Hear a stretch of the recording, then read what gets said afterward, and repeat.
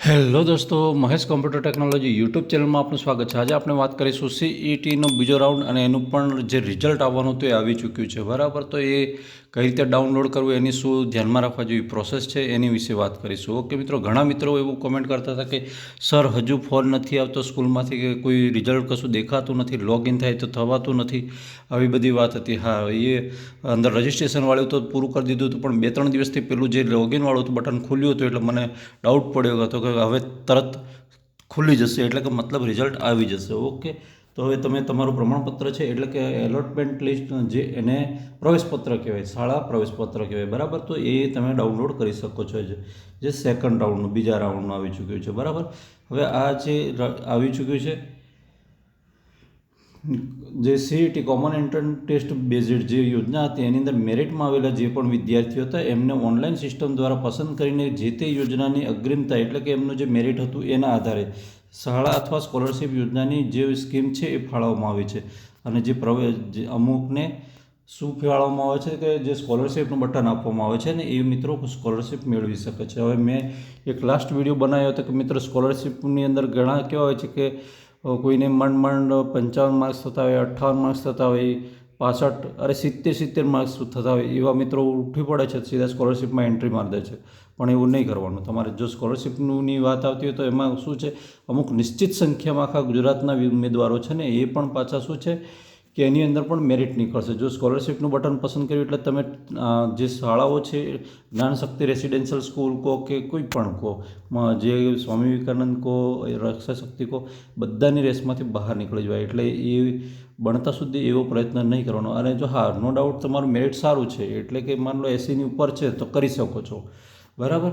પણ ફાયદો એમાં છે, તમે આ જો સ્કૂલ લેશો તો સ્કૂલમાં પણ ફાયદો છે જ, બરાબર છે। એમાં પણ શું છે કે પૈસા તો તમારે ગવર્મેન્ટ જ ભરવાની છે, સીધી વાત છે।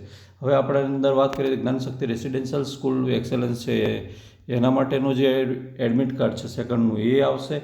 સ્વામી વિવેકાનંદ જે Gyanshakti tribal residential school of excellence છે, બરાબર, એની અંદર જવા માટેનું પણ એલોટમેન્ટ લિસ્ટ આની અંદર જ આવશે, એટલે કે આની અંદર રક્ષાશક્તિ સ્કૂલ્સ છે, બરાબર, એનું જે અંદર છે એ પણ આવશે, અને એકલવ્ય મોડલ રેસિડેન્શિયલ સ્કૂલ છે, બરાબર, એનું પણ આવશે।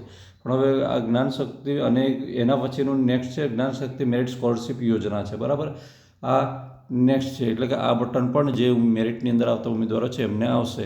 હવે આના માટે તમારે શું કરવું કે વિદ્યાર્થીઓએ શું કરવાનું છે, GSSY ગુજની વેબસાઇટ છે એની પર જઈને પોતાનું લોગિન છે એની અંદરથી લોગિન, હવે તમને લોગિન તો તમને યુઝરને પાસવર્ડ તો ખબર જ હશે, બરાબર। હવે હું એની વાત અત્યારે નથી કરતો, અને એની અંદર જઈને સંબંધિત જે તે શાળા છે એની અંદર જઈને તમારે 22/6 સુધીમાં પોતાનો જે એડમિટનો જે પ્રવેશપત્ર છે, એટલે કે જે તે શાળામાં પહોંચીને પોતાનું એડમિશન કન્ફર્મ કરાવી દેવાનું રહેશે, બરાબર।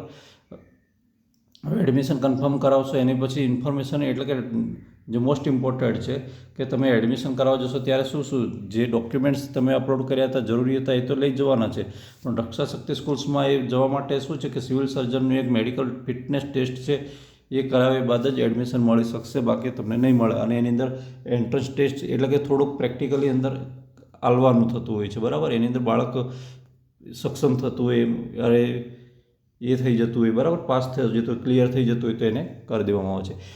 મુખ્યમંત્રી જ્ઞાન સેતુ મેરિટ સ્કોલરશિપ જે છે એની અંદર મોસ્ટ ઇમ્પોર્ટન્ટ મેસેજ છે કે હવે ટૂંક સમયની અંદર લોગિન ચાલુ થશે અને બેંક ડિટેલને ધોરણ 6ની શાળાની અંદર વિગતો છે દાખલ કરવાની વ્યવસ્થા કરવામાં આવશે। હવે તમને એમ કહી દઉં છું કે જે ઉમેદવારોએ સ્કોલરશિપવાળું બટન પસંદ કરેલું, બરાબર, એમના માટે લોગિન ખુલવાની તૈયારીમાં છે, એને થોડીક વિગતવાર વાત બનાવી, એટલે કે વિડીયો બનાવવો પડશે, બહુ મોટો નહીં બને, 1.5 થી 2 મિનિટનો બનશે, પણ એની અંદર કેટલું છે, એકાઉન્ટ ડિટેલ છે, કઈ કઈ ડિટેલ છે, શું છે એના વિશે વાત છે, બરાબર, એટલે એ સમજાવવી પડશે। અહીંયા તમને હિન્ટ આપી દઉં છું, એ ઉમેદવારોએ એલર્ટ થઈ જવાનું રહેશે, બરાબર, જેમણે સ્કોલરશિપ બટન પસંદ કર્યું છે।